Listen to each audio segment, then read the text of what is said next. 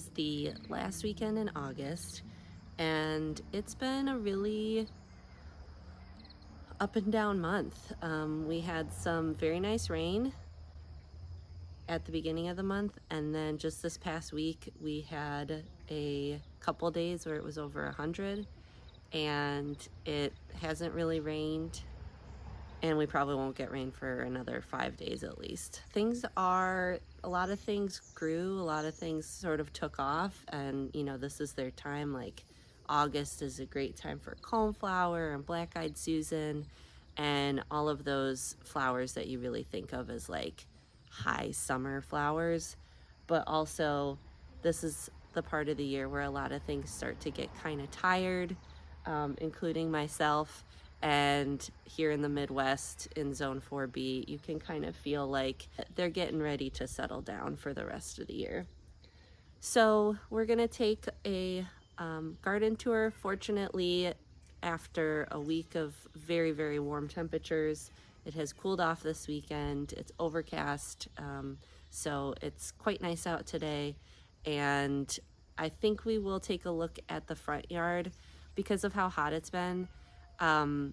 Things have gotten very crispy, and I planted a lot of new stuff out front when I got rid of the rest of the grass, but I don't have a spigot in the front yard, so everything has to be hand watered, which I have been pretty good about. But if you miss a day of watering, it can be really detrimental and the plants can react pretty dramatically.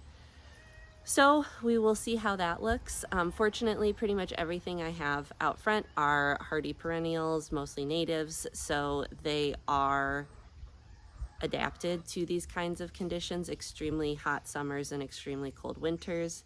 So let's take a look around. Okay, so we're gonna start with what is the part of my garden that is in the most need of attention, and that is the boulevard, or some people call it the hell strip. In the past, I thought I could put a lot of hostas here, but because of this enormous, beautiful old silver maple, it is really a dry shade. Underneath it, the canopy extends pretty far, so I've realized I need to really just put things like sedum. And this is just one of those projects I'm probably not going to get to this year, so that is fine, and we'll do it next year.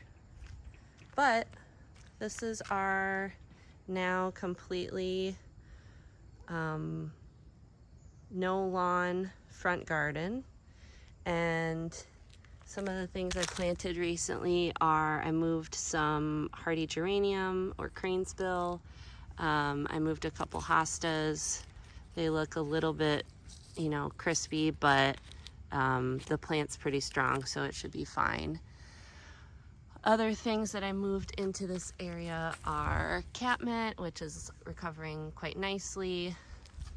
And I put quite a few plants of this big blue stem, which is one of our native perennial grasses. This is a 9-bark. I really like this foliage, and this should be nice for year-round interest. And planted a few butterfly weed. I have been able to start these from seed before, but they take quite a long time. So I did buy a couple starts, and then there are some new liatris plants as well. This is an established cranespill that's been here for a while. That is a lilac. And other things I have here are some coneflower that I transplanted. Again, looking very crispy, but also the foliage is just fine, so that'll recover okay over the winter. Here's another blue stem. I really like the color of this grass. It's just really pretty, so that should be nice in the winter. And then we have some purple prairie smoke, which needs to be watered. Like I said, I've been trying to be out here almost every morning watering, but if I miss a day, the consequences are pretty devastating. Here we have a couple false sunflower, I think, or Maximilian sunflower, another native. And those I dug up from a friend's garden when she was re-landscaping. So these are some free plants, and I've been babying them for about a month. So I'm just trying to get them established. All of my iris foliage is beginning to flop, so that's a job that needs to be done, is to cut all of that back. But yeah, you can just see things are pretty droopy. And that's why I plant really hardy stuff out here, because I just can't water it all the time. And I can't water big sections. I really just have to water the things I've just planted. Have another grass back here. And I think I'm going to divide this penstemon next year. It's a really good plant. This is a division from my mom's garden that I planted a few years ago. Some things that do look good out here, though, are this clematis. I bought this, I think, the first summer we were in this house, and I moved it once, and it has just really flourished. When it first starts flowering, the foliage is a really dark sort of black red, and it gets these tiny little white flowers, and it has self-sown a couple places around the yard, so that's cool. And I think I'll be able to divide it next year, so that is exciting. Also, this big hydrangea looks pretty good.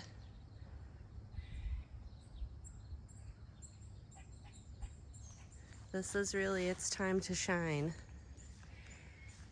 And you can tell it's very happy here. This was here when we bought the house. I imagine they planted it maybe the summer before we bought the house, so it's maybe 8 or 9 years old, but it looks really good. And it has these 3 stems in there.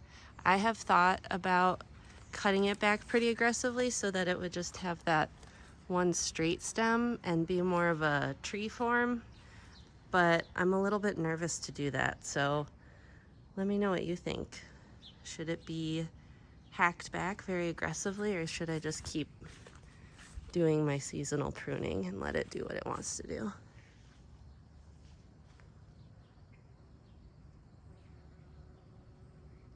Okay, so over to the other side of the front yard.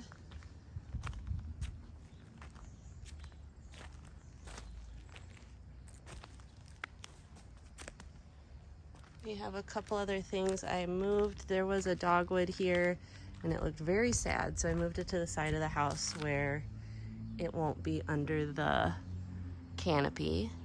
So this is my silver maple, and that's my neighbor's. I think that's a red maple. And so I put in a penstemon transplant. I moved one of my, I think this is a maiden grass over here, and another Cranesville division. So what I want, I think, is to have a repeated pattern of catmint, Cranesville, and then I do have some little sedums over here. And then this sort of, I always call this my basic bitch hosta. I don't know what the species name is, but it's the really common variety, the plantain lily. And most of the year, this is one of the most unimpressive hostas because it's sort of this plain lime green. There's not any patterning or anything, but it has the best flowers, and they smell so lovely this time of year. They're very, very fragrant, and I have a few repeated here, and I think I'm going to divide this one and then spread it out along the walkway so that you get that view this time of year, because a lot of stuff, like I said, is gone over. It's getting kind of tired, but the hostas are very happy. and so are the coneflowers and black-eyed Susans. So those are gonna stretch further down this bed come next year. We also have our autumn joy sedum is starting to color up. This is one of my favorite plants. It is so hardy. It's one of the first thing that pops up in spring. It spends all summer growing and developing, and then you get these nice sort of flat umbel type flower heads come late summer. And I leave those on all winter. I have a new Joe Pye weed. This is from my mom's garden, some of her self-sown Joe Pye weed. So there's one right there, and then hopefully it will repeat, and again repeat some of those plants down this bed. You can see this hydrangea, and I think I've said this before, but this hydrangea and the nice big one right there were the same size when we moved into this house, but I moved this one and it's still holding a grudge. So it's alive, but you can see it's just not as strong. It's certainly not as big. I mean, that's only maybe 3 feet high, and the other one is 6 or 7 feet high. So that goes to show you, they don't want to move. And some newer things I have over here. This is a sand cherry that I planted earlier this summer, and I've been keeping up with the watering okay, so I think it's gonna be fine. I moved this little apple tree, and this is a Mohican viburnum. If you watch my other tours, I had bought a Mohican viburnum this year and planted it in the backyard, and it got some sort of strange fungus. So I went back to the nursery and they let me pick a new one, and I put it here instead of the other location because there is a downspout here. And you can tell from the hostas that it stays pretty nice and damp. So I'm hoping this bush will be happy here. It'll get nice and tall, and it does already. Oh no, they're gone. It had some berries, but that's the goal eventually, is that this will get nice and big, and then there will be some berries over the winter for the birds. So that's the front yard. Some wins, some frustrations, but that is the nature of Midwest gardening, or any gardening. All right, let's head to the backyard. Oh, this is this is kind of a throwaway area on the side of my house. It's really gross. It's got the garbage cans, but this is where I have just filled in with hostas over the years. Every time I get extras and I don't have a place for them just yet, I put them here. And this patch is enormous, so that's gonna be divided next year. But the flower heads just look, oh, excuse me. They look fantastic, and like I said, they smell amazing.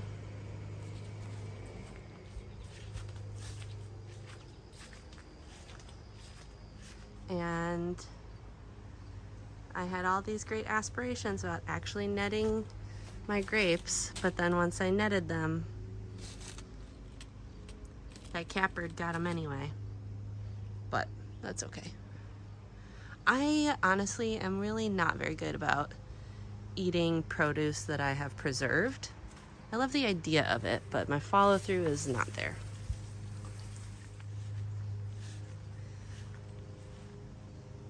So the first new-ish thing back here is this black lace elderberry. I had this in a big pot out front, and I wanted to give it time to establish elsewhere before winter, so I cleared a spot here. There was a lot of bee balm and some of this black raspberry, but I kind of like the idea of having these like dark foliage shrubs here. There's the elderberry and then the smoke bush, And I think that'll look really nice in the coming years if I can sort out the stuff in the front a little bit better. But it seems very happy here.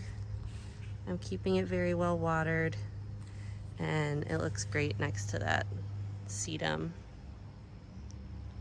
And I don't know what this one is called. This is a darker one, but just love sedum. It's really a doer. And over here, this is another viburnum I transplanted. That one's doing great. It did not flower this year, but hopefully it'll establish and be much happier next year. This area,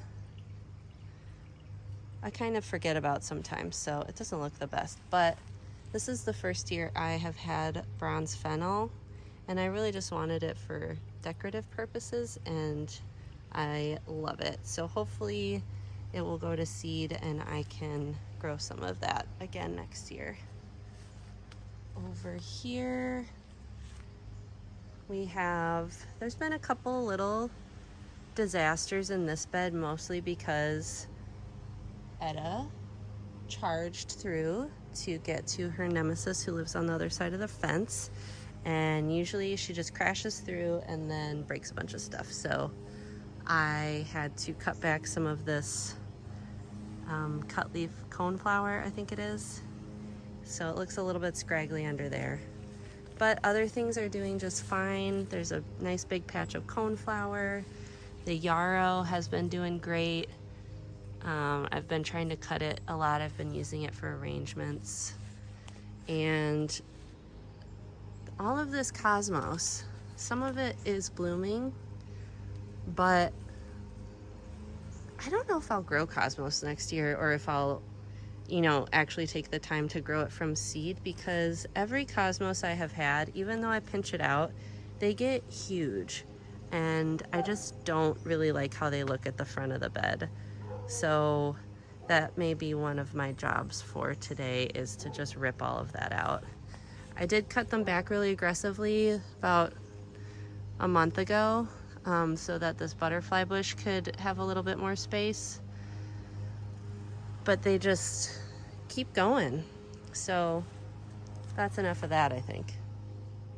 The gladiola have gone over. I think I'll just cut all that to the ground too. There's gonna be a lot of gaps to fill in. And we have a bunch of herbs over here. This is a purple basil that I mostly just use for decorative purposes. And this is a Thai basil, same thing. I just really like how they look and they smell great, so that's what they're here for. And then this is the regular, or not regular, but this is more common, Genovese basil. And it is going to seed too. But this is a time of year, again, where you can tell the plants are like, okay, we have done what we came here to do, and we would like to start winding down. And so I let them. This is our sun gold cherry tomato. They are amazing. I don't know what's going on here.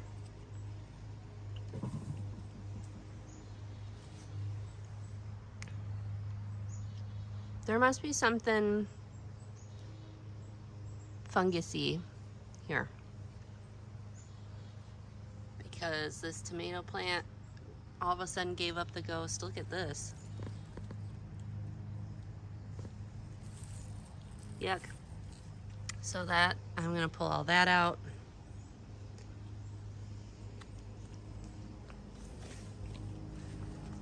This is another area where there was a dog situation. Ma'am. She's in denial. But she charged through here and trampled a bunch of things. So I just cut a bunch of it back, but obviously it doesn't look super great right now. But things that are great are, again, the sedum. Look at that. There's more back here. This is one of the dog barriers. This area worked, so maybe I just need more dog barriers. And over here, I have been cutting back sunflowers as they've been done so that this dahlia gets a little bit more sun. And we'll go over all the dahlias in a little bit, but stop it. That's one of my favorites. Well, it was one of my favorites, but I might have a new favorite this year.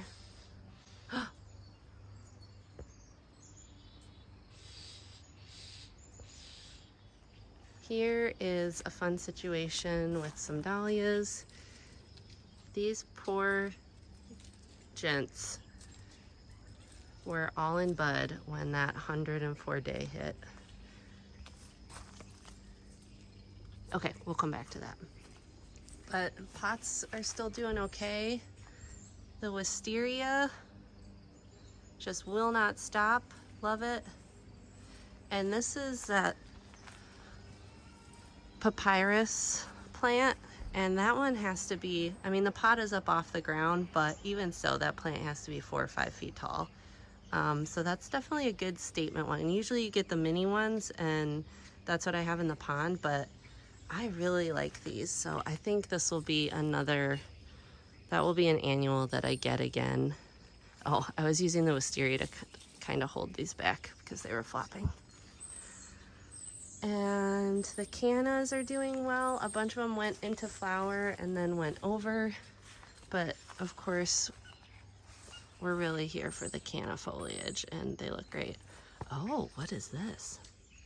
Wonder if something bit it when it was coming up. This one was flopping and it got a little sunburnt on that hot day, so I cut it back. I thought it would reflower. Sometimes you get a couple blooms on one stem, but I just cut it back so that it would feel better. And over here we have more sedum. Etta is hunting mice in here. Hey, get out of there. This is, oh, good morning, sir or ma'am. What kind are you? I'm trying to learn how to identify our bumblebees. We have a native rusty patch bumblebee that we are trying to encourage into the garden, and I have been learning how to identify them, but it's easy when they're in a picture on a website, but harder when they're buzzing about. This is a loofah that I've just kind of let take over. Sometimes I just like to see what happens, you know? Gardening is a lot of experimenting. Ooh, are you up? Who are you?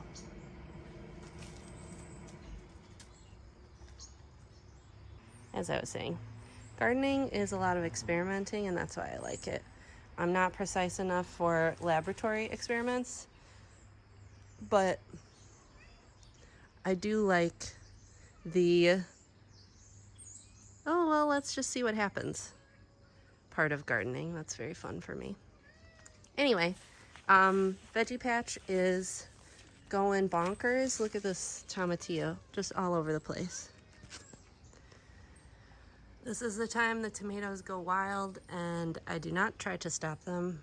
I think I've said this before, I usually pinch out suckers and stuff early in the season, and then by about July, I completely give up, because why not? Over here we have the, I always call it the island bed, or the perennial island, and this has been a great year for this bed. I feel like it's finally really established. It has gotten a bit crispy. I don't do a lot of sprinkler watering. I did yesterday, obviously, but so this for the most part has not been watered consistently except for rain, and it's doing pretty well for it. The black-eyed Susans are a little bit crispy, but other than that, things are pretty happy. The sedums look great. Again, champions. The catmint, I've been really good about keeping that pruned this year. And the Ornamental onion, I believe this is Millennium, is starting to go over. It's not quite as vibrant purple right now, but the bees are still working on them. This is the paradox of living in a small city in a rural area. You'd think it would be nice and quiet and you'd have tons of space, but the city that I live in is on a sandbar, and it is pretty densely populated for a small city. So all my neighbors are right on top of me. There is a tiny airport in town, so there's lots of airplanes, and there's a very busy street back there. And that's why, even though I'm technically in a rural part of the state, it can be really noisy back here, and my property is very small. So yeah, I just think that's important to know, because people live in so many different situations. Like, I grew up in the Chicago suburbs, and I was so accustomed to everyone having kind of a big backyard. Like everyone, even families that lived in duplexes and stuff, they had big backyards. But here in town, you know, up in the bluffs, people have a little bit more space. But here in town, the parcels are really small. And, you know, my neighbors on one side are only, their house is literally 8 feet away from my house. So even those of us in rural areas are sometimes working with small spaces and working with lots of noise pollution. I don't know how useful that is, but I think it's good to know what kind of sort of living situations and growing environments people are in. Okay, this is the pot that I had out front, and it had the black lace elderberry in it. And so obviously I planted that in the west bed, and then I put my banana in there. I had this extra canna that was in a pond that I took apart, and this Texas scarlet sage that I had grown from seed. That was kind of a late seed start. So I just jammed everything in here, hoping that the scarlet sage, which is a type of salvia, would bloom, and it looks like it's going to, which is very exciting. And these are grown from seed that I got in a flower seed swap. And I know I talk about that all the time, but I can't speak enough about it because it's such a fun thing to participate in the winter, and then to grow these things that are basically gifts from people I don't know in different parts of the country. It's exciting. And this is some self-sown cosmos. See, the self-sown cosmos seems to grow at a reasonable height, but the stuff that's brand new is just too ginormous.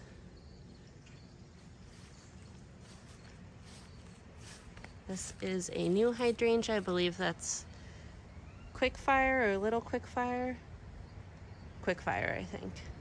And that's doing pretty well. Been keeping that watered. And hostas are looking okay. Again, new plants, especially this week, are just looking so sad. But I've really been bathing this and watering it, which of course is washing away some of the soil. But there is some new growth, so I haven't lost all hope. Etta says maybe it'll make it. So that's gonna be another job, making sure that stays watered. But other things back here are looking okay. I planted a couple of wee little ferns that I also need to water. It's not all successes, you know? Ladies, this one's doing okay. These are planted at the same time. These I got on sale. They're like $3 each when I went to a nursery with my mom in Illinois. And same thing with this coral bells. This was on sale for like $3. So I kind of redid the front of this border. I think I like it. I did more alternating of purple chartreuse colors, and then sort of moved the coral bells up to the front, which you can see They've gotten a little bit burned, but again, hopefully it'll recover. This butterfly bush is doing great here. I will have to remember this for next year to put one here. I cut back the bleeding heart that had gone over, so this back area looks a little bit naked right now.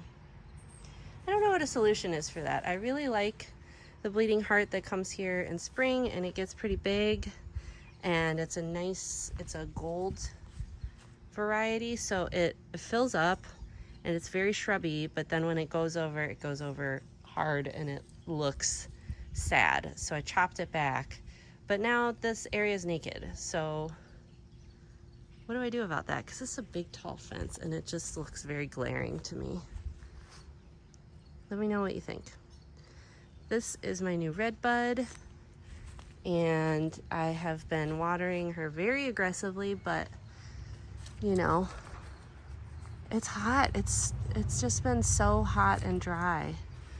So, oh, leaf cutter bees.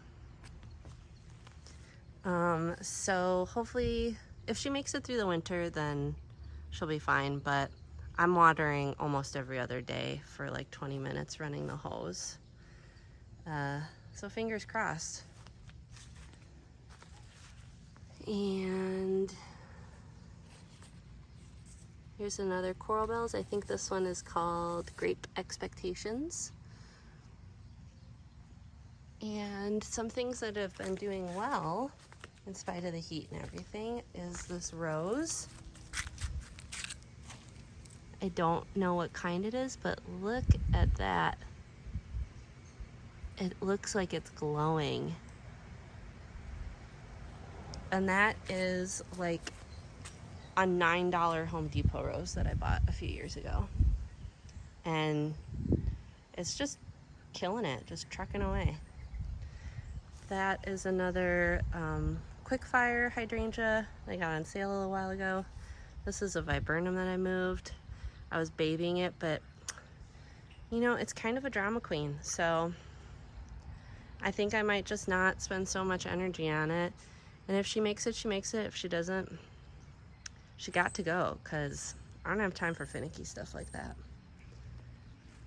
Here's more of my basic bitch hosta, making this patio area smell very nice and be very nice to hang out in. This is a clematis that I moved just this spring, and obviously it's a late flowering variety. I did not remember that when I planted it, and I kept thinking, oh, it's not really taking off, like it's doing okay, but now must be its moment because it looks great.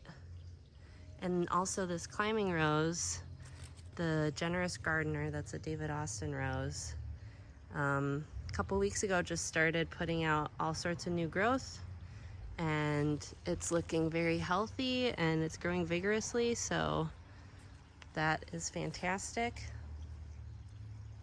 And we are back to the veggie bed.